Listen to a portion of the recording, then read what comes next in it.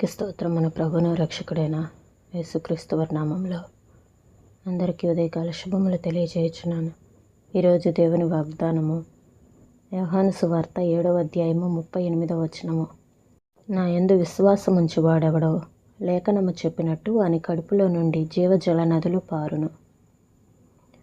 మన కడుపులో నుంచి జీవజల నదులు ప్రవహించాలంటే, పరిశుద్ధాత్మ మనలో ప్రవహించాలంటే మనం ఏం చేయాలంటే, దేవుడు మనకు అనుగ్రహించిన వాటిని ఇతరులకు పంచిపెట్టాలి. దేవుడు మనకిచ్చిన తలాంతులను ఇతరుల కోసం వినియోగించాలి. కానీ నిజానికి ఏం జరుగుతుందంటే, దేవుడు మనకిచ్చినటువంటి తలాంతులను మనలోనే ఉంచుకోవటం వలన పరిశుద్ధాత్మ ప్రవాహాన్ని మనం ఆపేసిన వారం అవుతున్నాము.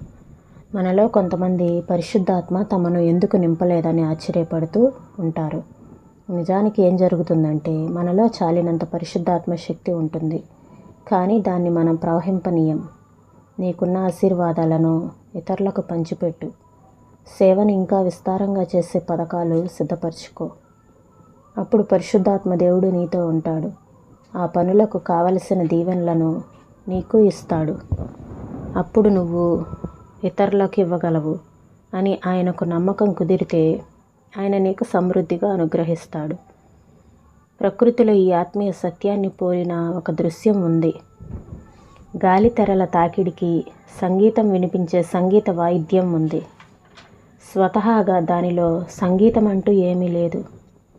అయితే దాని తీగల మీదుగా గాలి వీచినప్పుడు తీయని సంగీత ధ్వనులు వినిపిస్తాయి. దేవదత్తల గాయక బృందం ఆ తీగలపై నిలిచి పాడుతున్నారా అనిపించేంత మధురంగా ఆ సంగీతం ఉంటుంది. మన హృదయాలను కూడా ఈ విధంగానే పరిశుద్ధాత్మ స్పర్శ కోసం సిద్ధంగా ఉంచుకోవాలి. తన ఇష్టమైనప్పుడు ఆయన దాన్ని మ్రోగిస్తాడు. ఆయన సమక్షంలో ఓపికతో సిద్ధపాటుతో కనిపెట్టుకొని ఉండాలి. అపోస్తలులు మేడగదిలో పరిశుద్ధాత్మ బాప్తిస్మం పొందినప్పుడు ఆ గదిని అద్దెకి తీసేసుకొని అక్కడే జీవితాంతం జపం చేస్తూ కూర్చోలేదు. సువార్తను తీసుకొని నలుమూలలకి వెళ్ళి ప్రచురించారు. నా రొట్టె ముక్కను నేనొక్కడనే తింటే దిక్కులేని లోకం, ఆకలితో సొక్కిపోతూ ఉన్న లోకపు రీతి చక్కబడేదెలా? మనకు రొట్టె ముక్కనిచ్చిన ప్రభు అన్నాడు, ఉచితంగా దొరికింది ఉచితంగా పెట్టు. కొయ్యపై అందరి కోసం రక్తం కార్చాడు. నీ రొట్టెను ఇష్టంగా అందరికీ పంచిపెట్టు. నీ తమ్ముడైన హేబేలు ఎక్కడనున్నాడు? ఆదికాండము 4వ అధ్యాయము 9వ వచనం.